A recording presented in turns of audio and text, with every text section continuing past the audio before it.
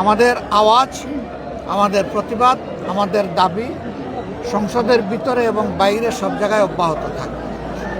এই দেশটা আমরা সবাই মিলেই ভালো করতে পারবো, একা কেউ পারবে না, একা কোনো দলও পারবে না। যাবো দরকার নিয়ে আমরা অবশ্যই কথা বলব। আমরা গভীরভাবে যেটা বিশ্বাস করি, জায়গায় জায়গায় মধ্যস্বত্বভোগী, সিন্ডিকেট এবং চাঁদাবাজির কারণে এখানে যারা ব্যবসায়ী আছে তারাও কিন্তু ভালো ব্যবসা করতে পারে। আমরা যারা ভোক্তা আছি, আমরা ন্যায্য মূল্যে আমাদের পণ্যগুলো পাই না। কৃষক তার উৎপাদিত মূল্যের ন্যায্য মূল্য পায় না, মাঝখানে অন্যদের পেটে ঢুকে যায়। আমরা ওইটা ভাঙতে চাই। কোন দিন ভাঙতে পারবো আল্লাহ ভালো জানেন, কিন্তু আমাদের লড়াই শুরু হয়েছে, এই লড়াই চলবে, আমরা থামব না। আমাদের আওয়াজ, আমাদের প্রতিবাদ, আমাদের দাবি সংসদের ভিতরে এবং বাইরে সব জায়গায় অব্যাহত থাকবে। এই দেশটা আমরা সবাই মিলেই ভালো করতে পারবো, একা কেউ পারবে না, একা কোনো দলও পারবে না। জনগণের সহযোগিতা দরকার। দেশ তো জনগণের জন্য, দেশ জনগণের, দেশের মালিকও জনগণ, আর দেশ হচ্ছে জনগণের জন্য। এই জন্য জনগণের জন্য আমাদের লড়াই সংগ্রাম ইনশাল্লাহ অব্যাহত থাকবে। এইখানে কি কোনো ব্যবসায়ী আছেন নাকি আপনাদের দুঃখ কষ্টের কথা বলতে চান? দেশে বর্তমানে একটা সরকার প্রতিষ্ঠিত আছে, একটা সংসদ প্রতিষ্ঠিত হয়েছে, আমরা বিরোধী দলে বসেছি, সরকারি দলে বিএনপি আছে। আগের থেকেই বাজার অস্থির, ইদানিং মনে হচ্ছে আরো একটু বেশি অস্থির। কেন অস্থির? মাঝখানে জ্বালানি সমস্যা ছিল, তার সাথে চাঁদার যন্ত্রণা ছিল, এই দুইটা মিলেই বাজার অস্থির হয়।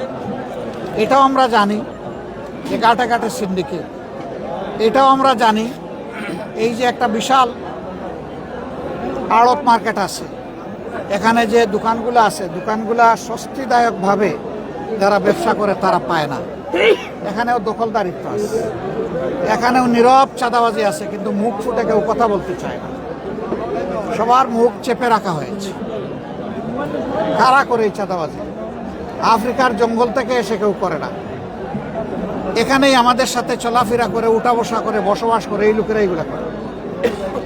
তাদের পরিচয় আমরা সবাই জানি। বিগত সংসদের শেষ অধিবেশনে, বিগত অধিবেশনের শেষ দিবসে আপনারা শুনেছেন, আমি পরিষ্কার বলেছি যে সংসদের 300 জন সদস্য যদি সিদ্ধান্ত নেয় যে বাংলাদেশে চাঁদাবাজি হবে না, তাহলে কেউ করার সাহস পাবে না। কিন্তু এরাই যদি আশ্রয় প্রশ্রয় দেয়, তাহলে চাঁদাবাজি বন্ধ করা অসম্ভব। আমরা চাই চাঁদাবাজিটা বন্ধ হোক। আপনারা চান কিনা সবাই? কারণ সাংবাদিক হই, ব্যবসায়ী হই, ভোক্তা হই, সাধারণ নাগরিক হই, আমাদেরকে তো বাজারে আসতে হয় পণ্য কেনার জন্য। আমি না হয় একটা পণ্যের ব্যবসা করি, কিন্তু আরও 100টা পণ্য যে আমার কিনা লাগে, ওখানে গিয়ে তো আমাকে বিড়ম্বনার শিকার হতে হয়।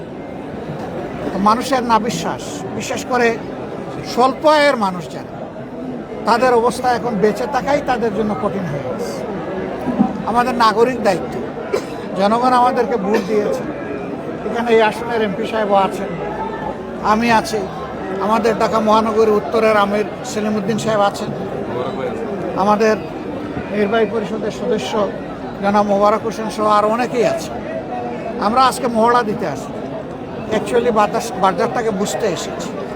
আমি গত 9 তারিখ জাপান সফর শেষে যখন দেশে ফিরি, তখন এয়ারপোর্টে আপনারা অনেকে ছিলেন।